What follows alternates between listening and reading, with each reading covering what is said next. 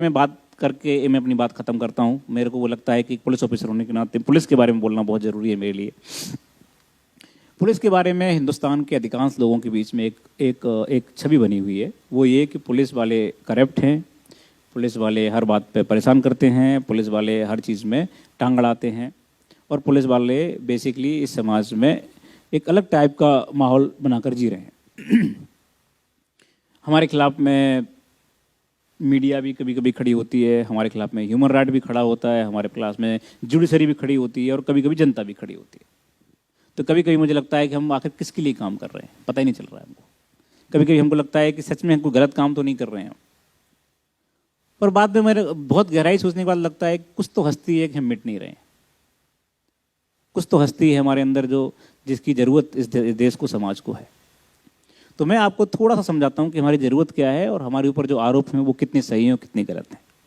पहली बात तो ये है कि हम जिस समाज से आ रहे हैं वो वही समाज है जिससे आप आ रहे हैं, अलग से नहीं है। तो हमारे अंदर भी ऐसे लोग ज़रूर होंगे, हैं, जो कि पैसे और लालचों के पीछे पड़े हुए हैं, जिस कारण से हम बदनाम हो रहे हैं। वो ऐसा कोई भी समाज मुझे बताओ जहाँ पर ऐसे लोग नहीं हैं। कोई भी समाज, डॉक्टर, इंजीनियर, जुडिशरी या किसान या कोई बताइए आप। अरे हम जिन लोगों के लिए लड़ रहे हैं, जिन लोगों के लिए ईमानदारी की बात कर रहे हैं, जिसको हम सामान्य जनता बोलते हैं, वो सामान्य जनता का भी तो हाल देखो। मुझे अभी तक कोई दूध वाला नहीं मिला जो पानी नहीं मिलाता हो दूध में। सामान्य जनता है, बरोबर। ट्रेन में 10 साल के बच्चे को 5 साल का बच्चा बताकर टिकट न लेने की परंपरा हिंदुस्तान की पहली परंपरा है। बाथरूम में हम मग नहीं रख पाते अपने हिंदुस्तान में, किसके? ट्रेन के बाथरूम से। तो जिन लोगों के लिए हम लड़ रहे हैं, जिनको हम सामान्य व्यक्ति बना रहे हैं, वहां भी बहुत सारी बेईमानी की प्रॉब्लम्स हैं। उसी दिन से शुरू हो जाती हैं जब आप पैदा होते हैं। तो जिस दिन आप पैदा होते हैं उसी दिन वो नर्स बोलती है लड़का हुआ है, दो 500 रुपये। उसी दिन से शुरू हो जाता है। हमारे नसों में अंदर इंजेक्शन के रूप में जो जा रहा है वो बेईमानी की कितनी सारी चीजें जा रही हैं, इसकी कोई हद नहीं। मेरी माँ बोलती है मुझे कि तुम बेवकूफ हो, आईपीएस होकर भी घर नहीं बना पा रहे बड़ा वाला। हमारे बगल का थानेदार ने इतना बड़ा कोठी बनवा लिया। तो हमारा सिस्टम बेसिकली इस तरह का है। अब उस सिस्टम से लड़ने के लिए जब हम बाहर निकलते हैं तो उसमें पुलिस वाले भी ऐसे हैं जिनके पास सत्ता है, जिनके पास में ताकत है। और इस देश का और संसार का, तुलसीदास ने बोला है कि भय बिन होए न प्रीति। बिना डर के कोई प्रीति नहीं होती, कोई प्रेम नहीं होता। तो उसमें कुछ परसेंटेज लोग हैं जिसको हम बोल सकते हैं 4%, मैक्सिमम 5% जो बेईमान हैं, जिनका कोई दूसरा विकल्प नहीं है। उन लोगों ने हमको बर्बाद कर दिया है, पुलिस का नाम खराब कर दिया है। 11 साल पहले जब मैंने पुलिस ज्वाइन की थी तो मेरे खानदान में कोई पुलिस में नहीं था। तब मैं भी ऐसा ही सोचता था कि पुलिस हरामखोर है। लेकिन 11 साल काम करने के बाद आज मुझे ऐसा लगता है कि अगर दुनिया में काम करने के लिए, समाज के लिए कुछ काम करने के लिए कोई संस्था है, कोई जगह है, तो सिर्फ पुलिस है। हमारे पास रोता हुआ आदमी आता है, हमारे पास वो आदमी आता है जिसके साथ अन्याय हुआ है, लेकिन साथ में वो भी आता है जो शोषक करने वाला है।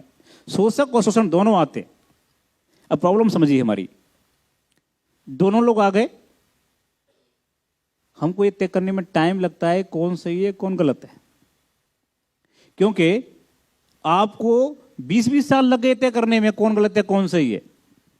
आपका दोस्त अचानक से आपके खिलाफ में कुछ कर गया और आप बोलते हैं अरे साला आस्तीन का सांप निकला, बरोबर है। आप 20 साल तक तय नहीं कर पाए कि सही है गलत है। हमको बोलते हो 5 मिनट में तय करो। कैसे करोगे? हम फाइलों से नहीं खेल रहे, हम आदमी से खेल रहे हैं। वही आदमी जो एक बार अच्छा व्यवहार करता है, दूसरा अच्छा व्यवहार, तीसरा बार करता है, वही आदमी जो अचानक से उग्र हो जाता है, वही आदमी जिसका पता ही नहीं कैसा बिहेव करेगा। कभी कभी कोई पत्रकार अपना बड़ी अच्छी बात करता है, लगता है कितना सज्जन आदमी है, अचानक से वो एकदम किसी स्पॉट पे मिलता है, बोलता है साहब आंसर दिया तुम्हें, क्या देते नहीं आंसर, एकदम अलग हो जाता है वो।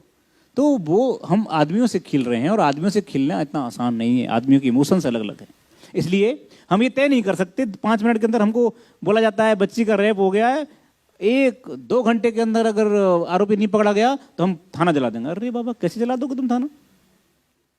क्या कोई हमारे पास मशीन है क्या? 2 ही आंखें हैं हमारे पास, 2 ही हाथ हैं हमारे पास, हमको तो टाइम दीजिए आप। बोले एक्सीडेंट हो गया, हम गाड़ी जला देते हैं। समाज में जो पुलिस के ऊपर प्रेशर है, वो प्रेशर मैंने जिंदगी में कभी भी किसी भी जगह पर किसी पर नहीं देखा। इतना प्रेशर है काम करने का और रिजल्ट देने का। काम करना अलग बात है, रिजल्ट देना अलग है। एक आदमी 10 से 5 बजे तक ऑफिस में बैठता है और वो 10 से 5 बैठ करके फाइलें स्क्रूटनी करते हुए साइन करता है, वो गलती कैसे करेगा अगर वो ईमानदार है तो। लेकिन हम तो गलती करने के लिए ही पैदा हुए, हमारी गलती रोज होती है हमसे। हमने एक को बोला चलिए भाई आप यहाँ पे खड़ा मत कीजिए गाड़ी, आप आगे खड़ा कीजिए। बोलेगा तुम्हें कौन? हम बोलेंगे उसे कि मैं या ठिकाणी मध्ये शिपाई आहे, माझा बक्कल नंबर ऐसा ऐसा है आणि माझं नाम ऐसा ऐसा है, तुम्ही गाड़ी जरा प्लीज जरा आगे करा। कौन मानणार हमची बाप सांगा?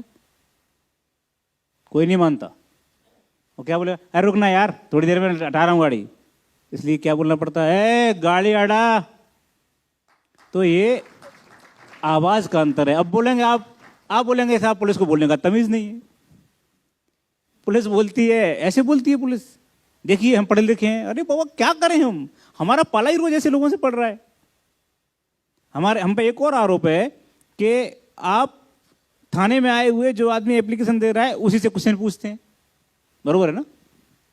वो क्या करें, थाने में देने वाला रिपोर्ट में से 20 में से 2 केस ऐसे आते हैं जिसमें वही आरोपी मर्डर करने वाला निकलता है। हमारी जिंदगी का आधार क्या है, हमारी ट्रेनिंग का आधार क्या है? शक।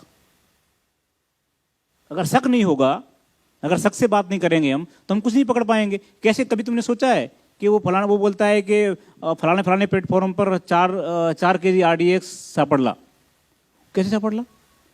वो कर्मचारी जा जाकर शक करता है, क्या है इसमें, बता ये इसमें क्या है, तो कह रहा है। हर आदमी पे शक करना है हमको, हमारी ट्रेनिंग शक की है, तो उसमें ऐसी बुरा मानने की बात क्या है? हम बोलते हैं सब सिक्योर होना चाहिए, पुलिस की कमजोरी हो गई, वहां पर ये हो गया, यहाँ पर ये हो गया। पुलिस क्या कर रही थी? सो रही थी क्या, बैठ रही थी, खा रही थी क्या?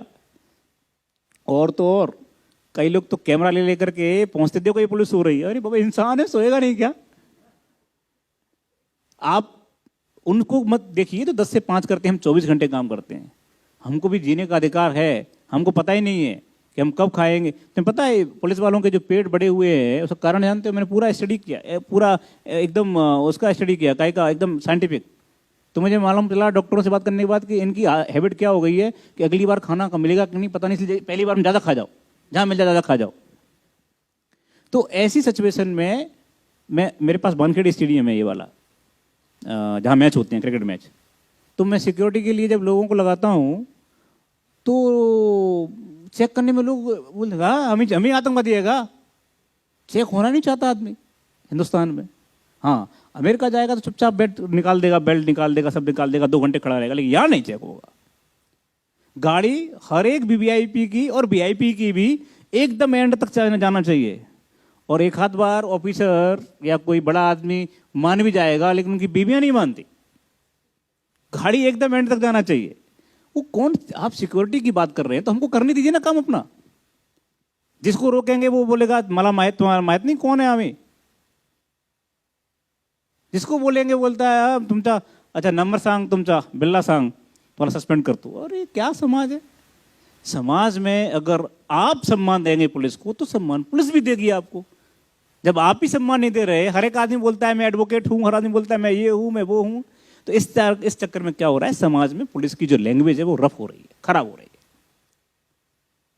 दूसरी बात जो करप्शन की बात है, मैं आपको यकीन के साथ कहता हूं, आंकड़ों के साथ कहता हूं, पुलिस से ज्यादा करप्शन दूसरे डिपार्टमेंट्स में है।